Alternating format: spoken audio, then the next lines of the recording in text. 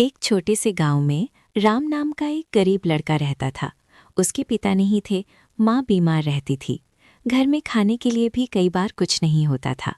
लेकिन राम के पास एक चीज़ थी, अटूट विश्वास। वो रोज़ गांव के बाहर बने छोटे से शिव मंदिर में जाता, जहाँ एक पुराना सा शिवलिंग था। ना उसके पास फूल होते, ना दूध। वो बस सच्चे दिल से कहता, हे भोलेनाथ, मेरे पास देने को कुछ नहीं, बस मेरा विश्वास ही स्वीकार कर लो। आई महाशिवरात्रि।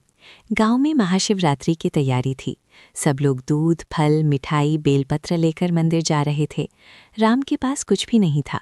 उसने उस दिन व्रत रखने का निश्चय किया। पूरा दिन उसने कुछ नहीं खाया। रात को वो चुपचाप मंदिर गया, जंगल से कुछ बेलपत्र उठाए, कुएं से पानी भरा और बोला, भोलेनाथ, ये मेरे दिल की पूजा है। चमत्कार। आधी रात का समय मंदिर में अचानक तेज प्रकाश हुआ। एक दिव्य आवाज़ गूंजी, राम, तुम्हारी भक्ति ने मुझे प्रसन्न किया है। तुमने जो प्रेम से दिया वही सबसे बड़ा प्रसाद है। राम ने देखा, सामने स्वयं महादेव खड़े हैं, त्रिशूल और डमरू के साथ। भगवान शिव ने उसके सिर पर हाथ रखा और कहा, आज से तुम्हारे घर में कभी अभाव नहीं होगा। तुम्हारी माँ स्वस्थ होगी और तुम्हें जीवन में सम्मान मिलेगा। प्रकाश गायब हो गया। राम की आंखों में आंसू थे। सुबह जब राम घर पहुंचा, उसकी माँ पूरी तरह स्वस्थ थी। घर के बाहर गांव के लोग खड़े थे। उन्हें पता चला कि राम की भक्ति से मंदिर में चमत्कार हुआ। गांव वालों ने उसकी मदद की, उसे पढ़ाया, आगे बढ़ाया। समय के साथ वही गरीब राम गांव का सबसे सम्मानित और सफल व्यक्ति बना। सीख। महाशिवरात्रि पर भगवान शिव धन नहीं देखते, वो भक्ति और सच्चा मन देखते हैं। जिसके पास कुछ नहीं होता, अगर उसके पास विश्वास है तो उसके पास सब कुछ है। महादेव का आशीर्वाद मिलने के बाद राम का जीवन बदलने लगा। माँ स्वस्थ हो गई, गांव वाले उसकी इज्जत करने लगे। उसे पढ़ने के लिए शहर भेजा गया। लेकिन सफलता के साथ आई नई परीक्षा। कुछ लोग जलने लगे। वे कहते, ये सब किस्मत है, इसमें भक्ति कहाँ। राम चुप रहता, हर सोमवार व्रत रखता और मन ही मन कहता, हे महादेव, मुझे घमंड से बचाना। अचानक संकट। एक दिन शहर में व्यापार शुरू करने के बाद राम को बड़ा नुकसान हुआ। लोग फिर हंसने लगे, कहाँ गया तुम्हारा भगवान। उस रात फिर महाशिवरात्रि थी। राम ने वही पुराना नियम अपनाया, उपवास, सादा जल, बेलपत्र।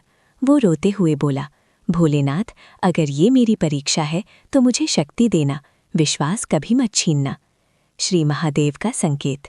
आधी रात को कोई प्रकाश नहीं हुआ, कोई चमत्कार नहीं हुआ, लेकिन उसके मन में एक शांति उतर आई। उसे अंदर से आवाज़ आई, संघर्ष भी आशीर्वाद का हिस्सा है। जो गिरकर उठता है वही सच्चा विजेता है। राम ने अगले दिन हार नहीं मानी, मेहनत की, ईमानदारी से काम किया। धीरे धीरे उसका व्यापार फिर चल पड़ा। करुणा अंतिम आशीर्वाद। सालों बाद वही राम शहर का बड़ा व्यापारी बना, लेकिन उसमें कभी महादेव को नहीं छोड़ा।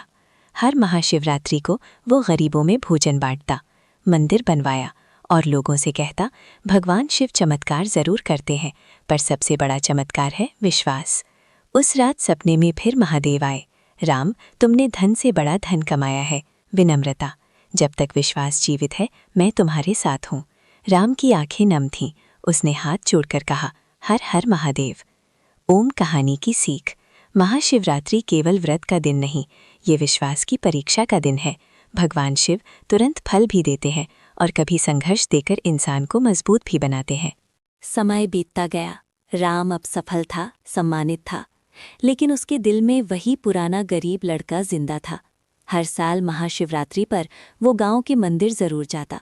वही पुराना शिवलिंग, वही बेलपत्र, वही सादगी। एक कठिन निर्णय। एक साल भयंकर सूखा पड़ा। गांव में पानी की कमी हो गई। लोग परेशान थे। राम के पास शहर में पैसा था, लेकिन गांव में पानी की व्यवस्था करना बहुत महंगा काम था।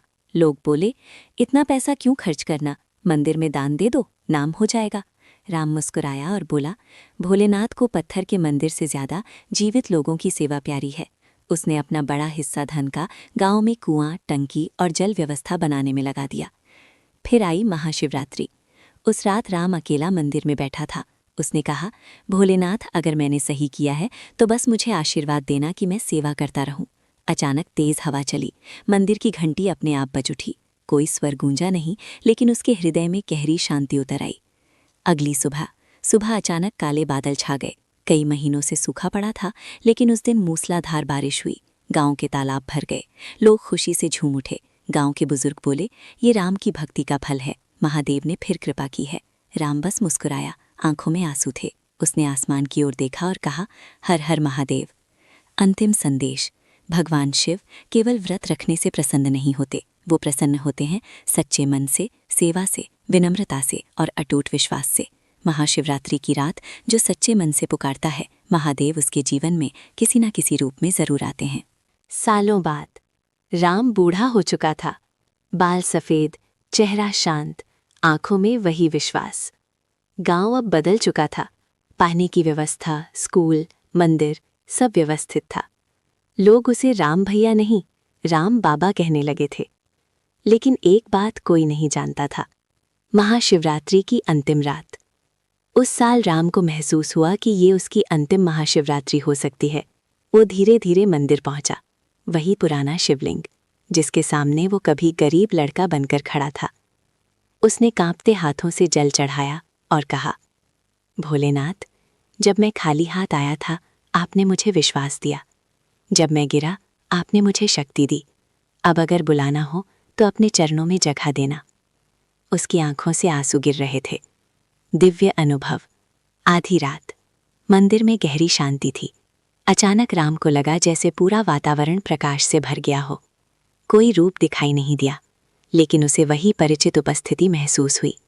उसके हृदय में एक आवाज़ गूंजी, राम, तुमने मुझे मंदिर में नहीं, लोगों के दिलों में बसाया है। यही सच्ची पूजा है। राम के चेहरे पर मुस्कुराहट आ गई। सुबह लोग मंदिर पहुंचे तो राम शांत मुद्रा में बैठे थे, चेहरे पर अद्भुत तेज। ऐसा लग रहा था जैसे गहरी ध्यान अवस्था में हो।